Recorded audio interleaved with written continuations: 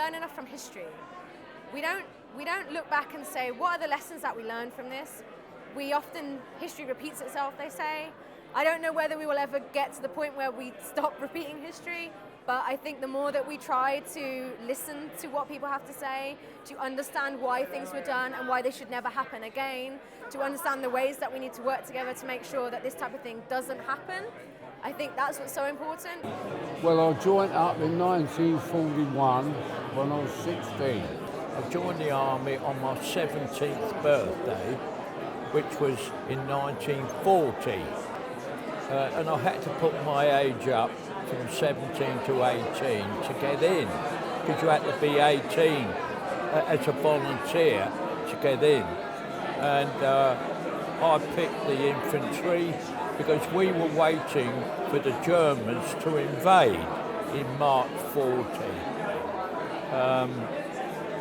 But they didn't, because they knew that Roy Cadman was in the buffs with his little rifle waiting for them.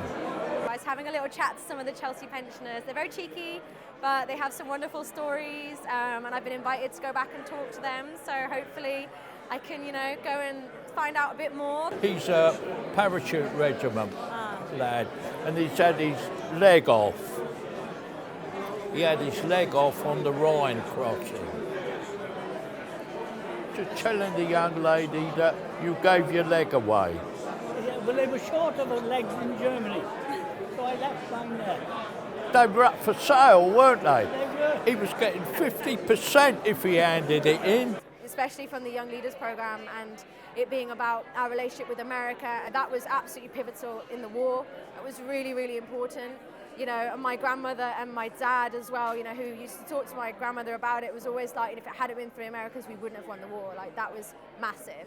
So, the amount of gratitude you have to have for both America for getting involved and doing what they did, but then also for our own veterans for what they achieved. So I'd just love to hear about what they went through and then, what stories they have to tell. Without America, we don't win the war. We know that. Yeah. Had the materials. Anyway, we hung on, didn't we, Little Britain?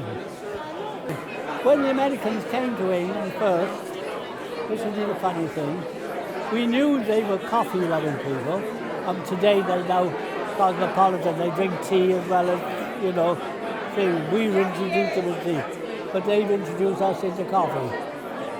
Well, when the advance party came, the cookhouse in Wales I'm talking about now, put coffee on and these sausages and chips and all that kind of thing. But the coffee, I don't know whether you've heard of it, it was this liquid coffee, very sweet. So a lot of chicory in it. You poured a little drop like that in a cup, then you put hot water into it, or milk. But it was very, very sweet. It was to the British taste, but we didn't drink coffee. The Americans thought we were poisoning them. They did, they thought it was blinking awful. So when you tasted American coffee, we could tell the difference. I did the 3 months training up in Scotland to get in the commandos. You do 3 months, very, very hard training. They called it men from boys. You go in as a boy, you come out as a man. And we used to get 5% casualties in training. Killed, wounded, drowned, all sorts. We were like your Rangers, I suppose. In fact, the 1st Battalion, the Rangers, in 1942, when they came over here, they put them through Achnacarry in Scotland. That is the commando training depot. And they put the 1st Battalion, the Rangers, through there, and a quarter of them couldn't do the time. Everything is timed up there. You have to do a mile in under the hour. And my troop did it in 48 minutes. And that's with full battle order, the whole lot. And the Rangers, CO went potty. And he made them all go and do it all again, and it was an embarrassment, for God's sake. We were very close because I was in the 6th Airborne Division and the 84th, or 82nd and the 101 Airborne. We were very close. We were stationed together in Salisbury play. In fact, they were the ones who taught me to play craps. Do you know what craps is? With the dice. I was doing well on that and all, that's it. But yeah, we were very friendly. Yeah.